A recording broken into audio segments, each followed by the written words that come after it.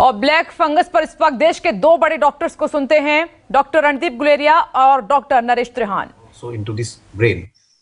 Occasionally we are seeing patients who have what we call pulmonary mucormycosis, that it is involving the lungs also, where you can have fever, breathlessness, cough, you can have blood with your sputum, and there can be chest pain also.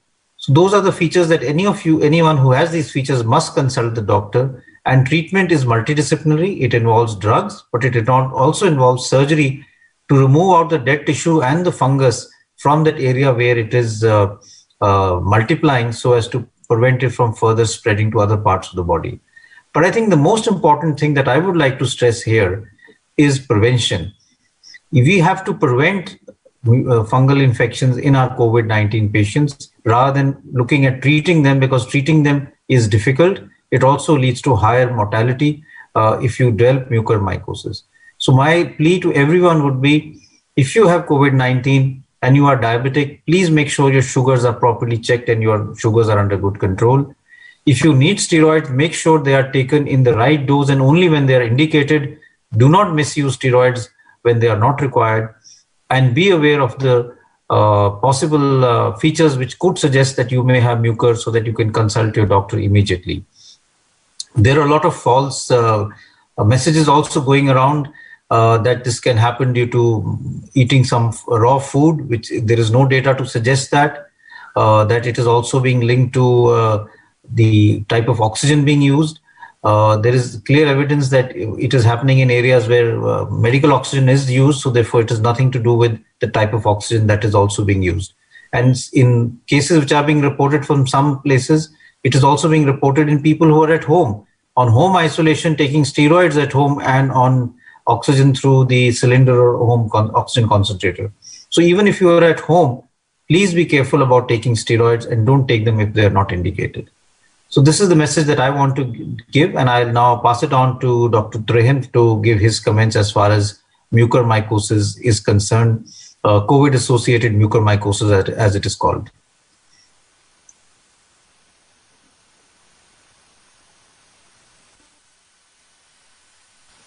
Sir, you are mute. Sir, thank you, Dr. Guleria. जैसे doctor साहब ने अभी बताया कि इसका background क्या है और क्यों आजकल हम इसको देख रहे हैं, तो तीन चीजों पे आप लोगों को ध्यान देना है कि ये जो फंगस है ये एनवायरनमेंट में खास करके सॉइल, मिट्टी में मिलता है। बट नॉर्मली ये जिन लोगों का इम्यूनिटी ठीक होती है, जो लोग हेल्थी होते हैं, तो उनको कोई ये अटैक नहीं कर सकता। अब ये जो संक्रमण की वेव चली है, ये पिछली बार भी देखा गया था, पर अब और भी ज्यादा देखा जा रहा है कि एक तो संक्रमण की वजह से बॉडी वैसे ही वीक हो जाती है, दूसरा क्योंकि लंग्स पे या बॉडी के ऊपर इन्फ्लेमेशन का इफेक्ट पड़ रहा है तो हम स्टेरॉइड्स यूज करते हैं।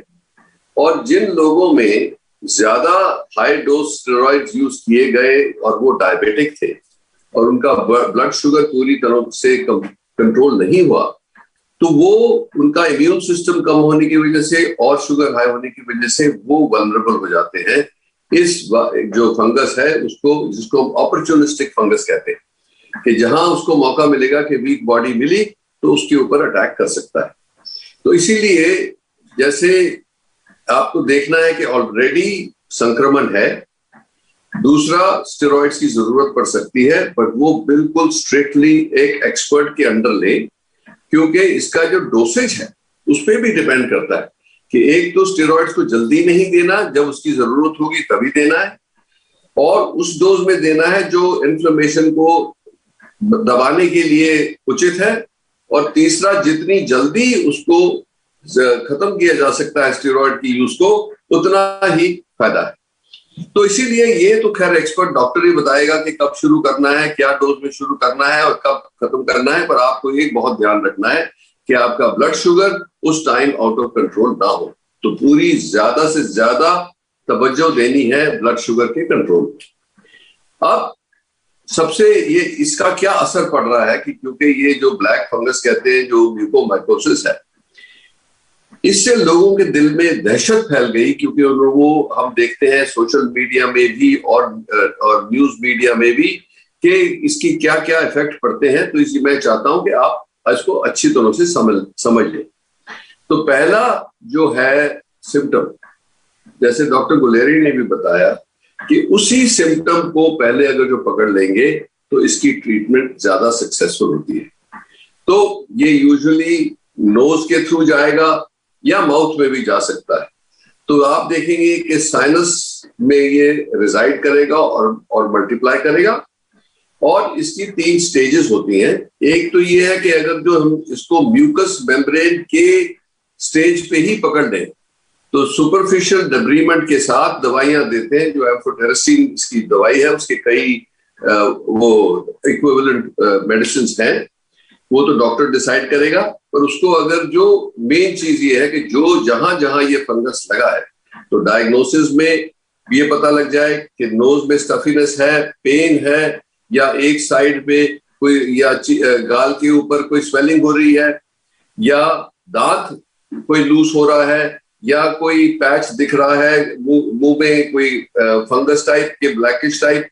तो इसका मतलब ये है कि उसी टाइम आपको पता लग जाएगा कि मुझे संक्रमण हुआ, मुझे स्टेरॉइड्स दिए गए, मैं हाई डायबिटिक हूं, तो अपने आप को चेकअप करवा लेना चाहिए। क्योंकि इसको जितनी जल्दी स्टेज 1 पे हम पकड़ेंगे उतना ही इसका इलाज सक्सेसफुली होगा। और इसका इलाज में कॉम्बिनेशन है कि एक टिश्यू जो भी इन्फेक्ट हो गया है उसको पूरा एक्सरसाइज करना है, और कई बार 2-3 बार सर्जरी करनी पड़ती है।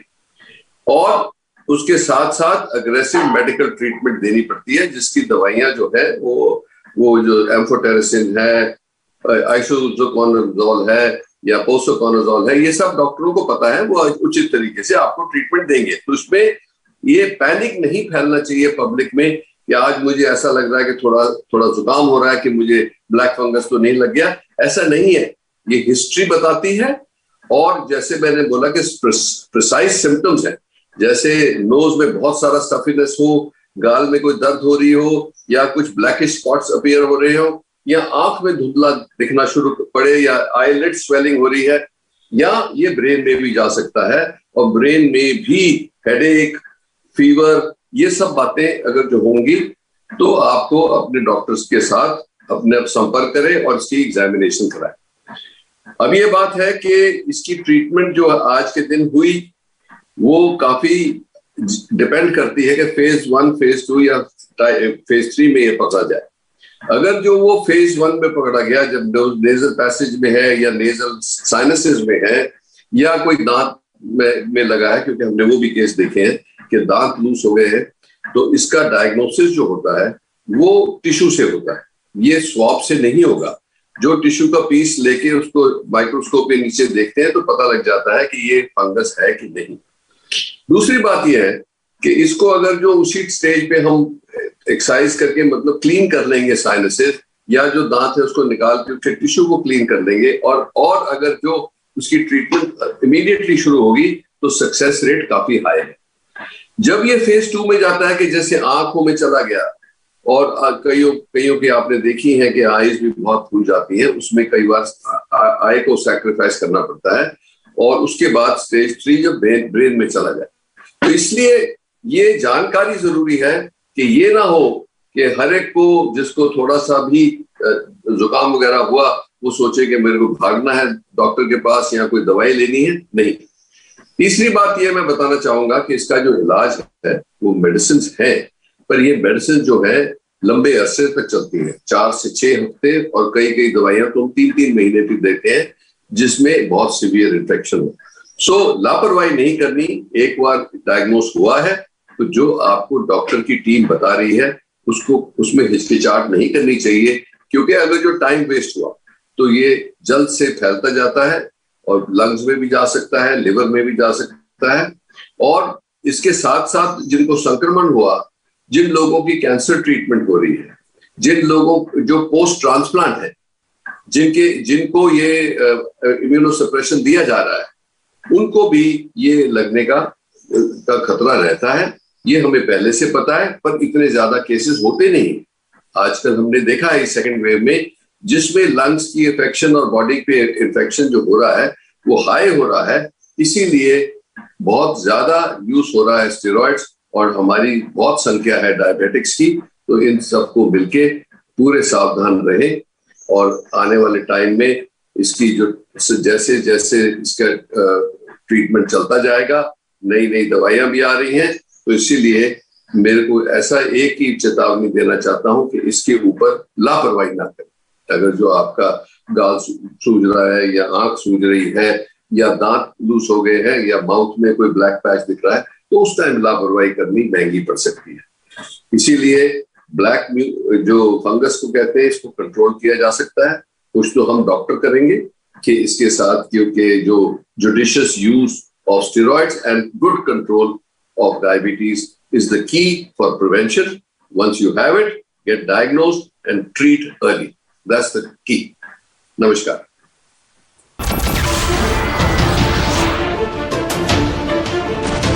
नमस्कार, मैं हूं मानक गुप्ता। अगर आपको हमारा ये वीडियो पसंद आया हो तो इसे लाइक और शेयर जरूर करें, और हां, हमें सब्सक्राइब और फॉलो करना ना भूलें ताकि आप देश और दुनिया की कोई खबर मिस ना करें। तो जुड़े रहिए हमारे साथ और देखते रहिए न्यूज़ 24।